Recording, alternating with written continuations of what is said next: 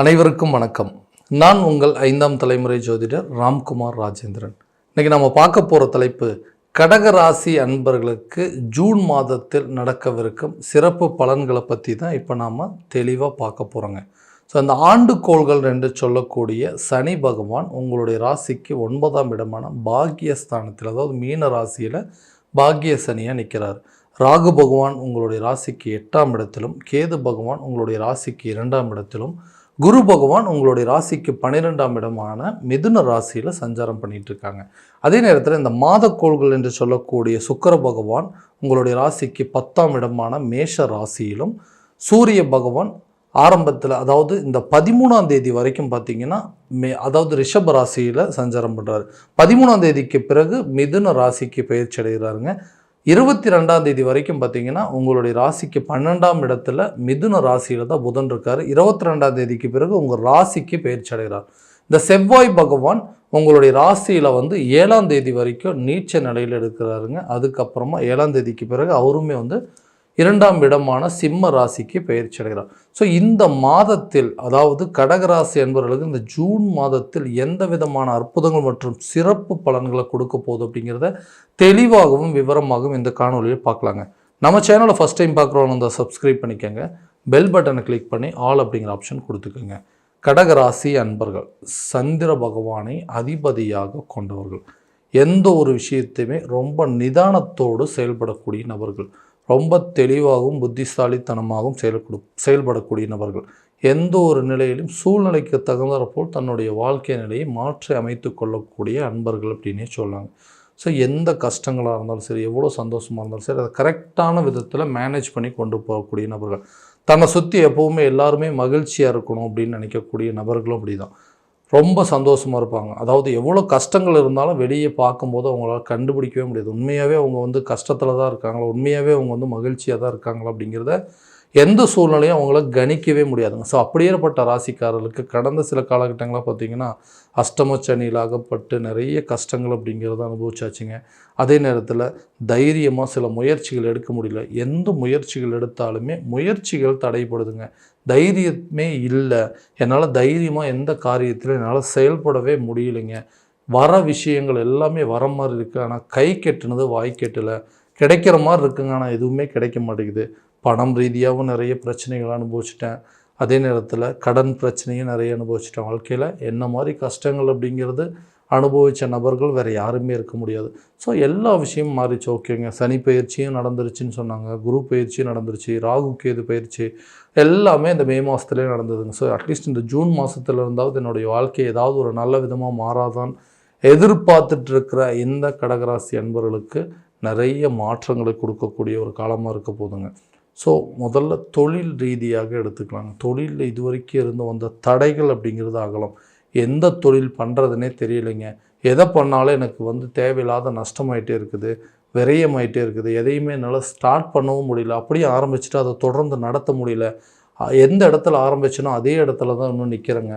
பெரிய முன்னேற்றம் அப்படிங்கிறது இல்லை. நிறைய பேர் தொழிலையே இழுத்து மூடிட்டு போகிற அளவுக்கு சில சூழ்நிலைகள். ஏன்டா இந்த பிஸ்னஸை பண்ணோம், எல்லாம் தெரிஞ்சது தாங்க, எல்லாம் நல்ல நாலேஜ் இருந்தது, எல்லாத்தையுமே கரெக்டாக பிளான் பண்ணி தான் பண்ணேன். ஆனால் அதில் நிறைய அனுபவங்களும் இருந்தது, எல்லா விஷயமும் இருந்தது, தேவையானது எல்லாமே பண்ணிவிட்டேன். ஆனால் அது கரெக்டாக என்னால் ரன் பண்ண முடியல. என்னுடைய நேரங்காலங்களும் என்னமோ தெரியலைங்க. இந்த அஷ்டமச்சனி நடந்துட்டு இருந்தது, ஸோ அதனால தான் இப்படி இருந்திருக்குமோ அப்படின்னு நினச்சிட்டு இருந்தேன். ஸோ இதெல்லாம் மாறுச்சுன்னா, என்னோடய வாழ்க்கை மாறும்னா கண்டிப்பாக தொழில் ரீதியாக நல்ல மாற்றம் அப்படிங்கிறது இருக்கும். புதிய தொழிலை தொடங்குவதற்கான வாய்ப்புகள் அப்படிங்கிறது இருக்குங்க. தொழில் பண்ணிகிட்ருக்கிறவங்க சில பேர் தொழில் ரீதியாக வெளியூர் மற்றும் வெளிநாடு பயணங்கள் அப்படிங்கிறது மேற்கொள்வதற்கான சூழல். இது வரைக்கும் வந்த இடையூறுகள் அப்படிங்கிறது கண்டிப்பாக அகலுங்க. தொழிலில் நல்ல ஒரு முன்னேற்றம், நல்ல ஒரு லாபத்தை சம்பாதித்து கொள்ளக்கூடிய அளவுக்கு சில சூழல் ஏற்படும். வேலையில் இருக்கிறவங்களுக்கு இருக்கிற வேலையே போயிடுச்சுங்க. நல்ல வேலைக்கு போயிட்டு இருந்தால் நல்லா சம்பாதிச்சிருந்தது, என்ன நடந்ததுன்னே தெரியல, இருக்கிற வேலையும் தொலைச்சிட்டுங்க. இன்றைக்கி வேலை தேடிட்டு போகலாம் அப்படின்னு சொல்லி நிறைய இடத்துல இன்டர்வியூ அட்டன் பண்ணேன். எந்த வேலையும் எனக்கு கிடைக்கலைங்க. அப்படியும் கிடைக்கிற வேலை கிடைக்கிற மாதிரி இருக்குங்க. சரி ஓகேங்க, உங்களுக்கு நாங்கள் மறுபடியும் இன்ஃபார்ம் பண்ணுறோம், நான் உங்களுக்கு கூப்பிட்றேங்க, இப்போதைக்கு எங்களுக்கு வந்து வேக்கன்சி வந்து அவைலபிலிட்டி இல்லை, எங்களுக்கு தேவைப்படும் போது கூப்பிட்றோம், எல்லாமே நல்லா பர்ஃபார்ம் பண்ணாலுமே கிடைக்கக்கூடிய பதில்கள் அப்படி தான் இருக்குது. அப்போ கிடைக்கிற மாதிரி இருக்குது. ஓகேங்க, ஃபஸ்ட் ரவுண்டு முடிச்சிட்டிங்க, 3rd ரவுண்டு வரைக்கும் முடிச்சிட்டிங்க, ஃபைனல் ரவுண்டு ஹெச்ஆர்கிட்ட இருந்து உங்களுக்கு கால் வரும்னு சொல்கிறாங்க. ஆனால் எந்த ஒரு காலும் வரதில்லை. ஸோ எல்லாமே கிடைக்கிற மாதிரி ஒரு சூழ்நிலையை கொண்டு போயிட்டு திடீர்னு எதுவுமே இல்லை, இந்த ஏமாற்றத்தை என்னால் தாங்கவே முடியல அப்படின்னு சொல்கிறவங்களுக்கு வேலை ரீதியாக இன்றைக்கி நல்ல ஒரு பலன்கள் அப்படிங்கிறது கொடுக்க போதுங்க. எப்போயோ அட்டன் பண்ண இன்டர்வியூக்கெல்லாம் இப்போ ஒரு நல்ல ஆப்பர்ச்சுனிட்டி அப்படிங்கிறது கிடைக்கும். நிஜமாகவே நீங்கள் அட்டன் பண்ண இன்டர்வியூஸில் உங்களுக்கு ரிசல்ட்டு கரெக்டாக சாதகமான சூழ்நிலை இந்த வரக்கூடிய ஜூன் மாதத்திலே கொடுக்கும். புதிய வேலை கிடைக்கும். வேலையில் இருக்கிறவங்க ஒரு இடத்துலேருந்து இன்னொரு இடத்துக்கு மாறுவீங்க, ட்ரான்ஸ்ஃபர் கிடைக்குங்க. அதே நேரத்தில் சேலரி இன்க்ரிமெண்ட் கிடைக்கிறதுக்கான சூழலில் புதிய பொறுப்புகள் அப்படிங்கிறது உங்களுக்கு கிடைக்கும். ஒரு வேலையிலேருந்து இன்னொரு வேலைக்கு மாற்றம் அப்படிங்கிறது கட்டாயமாக நடக்குங்க.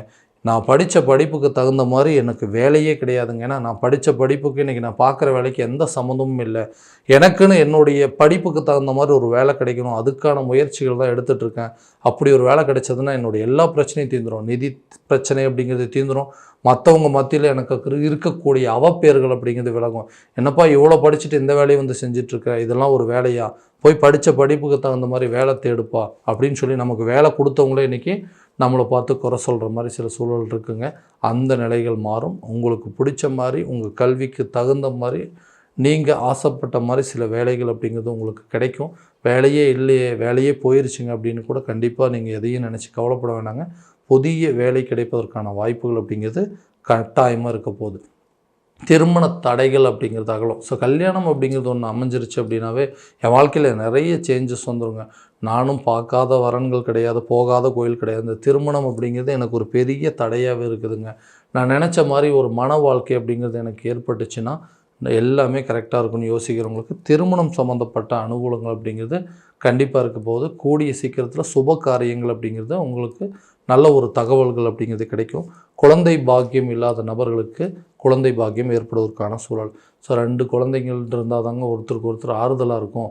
ஒரே ஒரு குழந்தை இருக்குங்க, ஸோ அடுத்த வாரிசுக்கான முயற்சிகள் எடுக்கிறோம், ஏதாவது ஒரு காரணத்தினால தள்ளி போயிட்டே இருக்குது. ஸோ கரெக்டான ஒற்றுமை அப்படிங்கிறதே எங்களுக்கு இல்லை. கணவன் மனைவிக்கிடையே நல்ல ஒரு அண்டர்ஸ்டாண்டிங் அப்படிங்கிறதே இல்லை. கருத்து வேறுபாடுகள் அப்படிங்கிறது ஏற்பட்டுருது. கணவன் மனைவி பிரிந்து வாழக்கூடிய அளவுக்கு சூழ்நிலை.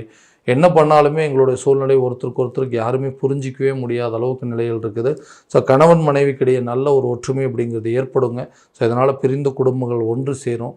நீண்ட நாட்களாக குழந்தை இல்லாத நபர்களுக்கு குழந்தை பாக்கியம் அப்படிங்கிறது ஏற்படுங்க. அதே நேரத்தில் இந்த கணவன் மனைவிக்கிடையே ஒற்றுமையும் பிரிந்த காதலர்கள் ஒன்று சேருவதற்கான வாய்ப்புகள் உங்கள் வாழ்க்கையில் திடீர் திருப்பங்கள் அப்படிங்கிறது ஏற்படுங்க.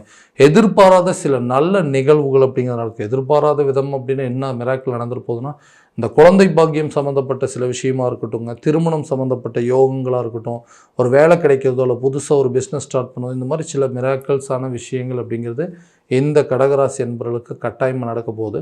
இது வரைக்கும் நீச்ச கிரகமாக இருந்த அந்த செவ்வாய் பகவான் உங்களுடைய ராசியை விட்டு விலகிறாருங்க. அவர் விலகின காலகட்டங்கள் கண்டிப்பாக உங்களுக்கு இது வரைக்கும் இருந்து வந்த சில தைரியமான முயற்சிகள் எல்லாமே தடைப்பட்டு இருந்தது இல்லைங்களா, அடுத்த அடி எடுத்து வைக்கிறதுக்கு பயமும் பதட்டமும் இருந்துட்டு அந்த பயமும் பதட்ட நிலை அப்படிங்கிறது மாறுங்க. தனம் சம்மந்தப்பட்ட இடத்துல சில காரியங்கள் இறங்கி கரெக்டாக அந்த கடனை அடைப்பதற்கான முயற்சிகள் அப்படிங்கிறது எடுப்பீங்க. குடும்பத்தில் நல்ல ஒரு ஒற்றுமை அப்படிங்கிறது ஏற்படும். 4ஆம் இடத்துல குரு பகவானுடைய பார்வை படுறதுனால, சுகஸ்தானத்தில் படுறதுனால வீட்டுக்கு தேவையான சில பொருட்களை வாங்கி மகிழ்வீங்க. நிலம் சம்மந்தப்பட்ட யோகமோ வண்டி வாகனம் சம்மந்தப்பட்ட யோகம் அப்படிங்கிறது இல்லை, ஒரு பொருள் வாங்கக்கூடியது, ஆடம்பரமான ஒரு நகை நட்டு சேர்ப்பதற்கான யோகம், வீட்டுக்கு தேவையான பொருட்கள் அப்படிங்கிறது சேர்க்கைக்கான யோகங்கள் அப்படிங்கிறது கண்டிப்பாக இருக்குது. ஸோ யாரெல்லாம் இது வரைக்கும் எதிரிகளாக இருந்தாலும் அந்த எதிரிகளே உங்களை விட்டு விலகக்கூடிய காலகட்டமும் எதிரிகள் கூட நண்பர்களாய் மாறக்கூடிய சில சூழல் அப்படிங்கிறது ஏற்படுங்க. கல்வி ரீதியாக இது வரைக்கும் இருந்து வந்த தடைகள் அப்படிங்கிறது அகலும். கல்வியில் நல்ல ஒரு முன்னேற்றமாக நல்ல ஒரு ரிசல்ட் அப்படிங்கிறது நீங்கள் எதிர்பார்த்தபடி மார்க்ஸ் கிடைக்குங்க. அதே நேரத்தில் நீங்கள் எதிர்பார்த்த சில கல்விகளை கற்கக்கூடிய அளவுக்கு யோகங்கள் அப்படிங்கிறது இருக்க போகுது. ஆரோக்கியத்தில் கொஞ்சம் கண்டிப்பாக கவனம் செலுத்துங்க. ஏன்னா 8ஆம் இடத்துல ராகு பகவான் வர்றதுனால அறுவை சிகிச்சை சம்மந்தப்பட்ட சில பிரச்சனைகள் அப்படிங்கிறது வரத்துக்கு வாய்ப்பு இருக்குது. இருந்தாலும் அது உங்களுக்கு ஒரு நல்ல தீர்வாக இருக்குங்க. ஏன்னா அந்த குருவுடைய பார்வை ராகு மேலே படுறதுனால ஆரோக்கியத்தில் இருந்து வந்த தொந்தரவுகள், ஆரோக்கியத்திலிருந்து வந்த சில பிரச்சனைகள் அப்படிங்கிறது தீருங்க. அடிக்கடி சில உடல் ரீதியாக சில பாதிப்புகள் வந்தாலும் அது ஒரு பெரிய தொந்தரவாக இருக்காதுங்க. தீரக்கூடிய அளவுக்கு தான் சில பிரச்சனைகள் அப்படிங்கிறது இருக்கும். ஸோ இது வரைக்கும் நம்ம பார்த்தது எல்லாமே கோச்சார ரீதியான பலன்கள் மட்டும்தாங்க. இந்த பலன்கள் அனைத்து உங்களுக்கு நடக்கும் அப்படின்னா உங்களுடைய சுய ஜாதகத்தோடு கம்பேர் பண்ணி பார்த்துக்கிட்டு அதற்கு தகுந்தாற்படி ஒவ்வொரு முயற்சிகள் எடுக்கும்போது கண்டிப்பாக நல்ல ஒரு பலன் அப்படிங்கிறது உங்களுக்கு கிடைக்குங்க. ஸோ உங்களுடைய ஜாதகத்தை எங்கிட்ட பார்க்கணும் அப்படின்னு விருப்பப்பட்டீங்கன்னா கீழே தெரிகிற நம்பருக்கு காண்டாக்ட் பண்ணி அப்பாயின்மெண்ட் ஃபிக்ஸ் பண்ணிக்காங்க. அப்படி இல்லையா ஜாதகத்தை வாட்ஸ்அப் மூலமாக அனுப்பிச்சி வச்சிங்க அப்படின்னா தெளிவான முறையில் கணிச்சு துல்லியமான பலன்கள் அப்படிங்கிறது உங்களுக்கு தெரியப்படுத்தப்படுங்க. மீண்டும் அடுத்த காணொளியில் உங்களை சந்திக்கும் வரை உங்களிடமிருந்து விடைபெறுவது உங்கள் ராம்குமார் ராஜேந்திரன். நன்றி.